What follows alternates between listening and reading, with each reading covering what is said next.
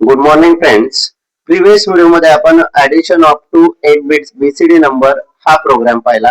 आजच्या व्हिडिओमध्ये आपण subtraction of two 8 bit BCD number पाहणार आहोत. तर प्रोग्राम स्टार्ट करतो आपण डॉट मॉडेल स्मॉल. त्याच्यानंतर डॉट डेटा ह्या सेक्शन मध्ये आपण काय करतो, व्हेरिएबल डिक्लेअर करतो. आपल्याला दोन नंबरची सबट्रॅक्शन करायची बीसीडी नंबरची. तर पहिला बीसीडी नंबर घेतला आपण 45 डेसिमल मध्ये.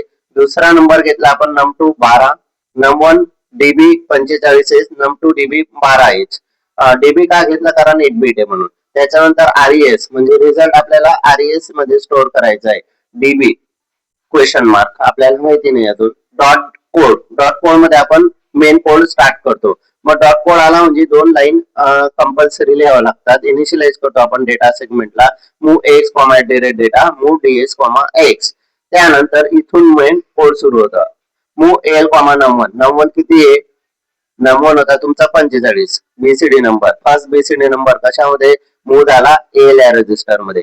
सेकंड नम2 किती होता, नम2 12, 45 आणि 12 पुन्हा कशामध्ये मूव झाला, एल मध्ये. बट त्याच्या अगोदर सब लावलेले म्हणजे आपण काय करतोय, सबट्रॅक्ट करतोय सेकंड नंबर फ्रॉम एल मधून. म्हणजे 45 मधून 12 गेले. त्याच्यानंतर आता हे सिंपल आपली सबट्रॅक्शन झाली. पण आपल्याला कसली सबट्रॅक्शन करायची, ती बीसीडी नंबरची. मग जसं आपण ऍडिशन याच्यामध्ये इन्स्ट्रक्शन पाहिलं, कुठला पाहिलं होतं आपण इन्स्ट्रक्शन ऍडिशन करताना, कोणी सांगू शकतं का? मला माहिती असेल तर कमेंट करा बरं. तर सबट्रॅक्शन साठी आपण DAS disable adjust after subtraction, बरोबर. डिसेबल ऍडजस्ट आफ्टर सबट्रॅक्शन हे आपण यूज करणार आहोत सबट्रॅक्शन साठी. त्याच्यानंतर मग आरएस कॉमा एल.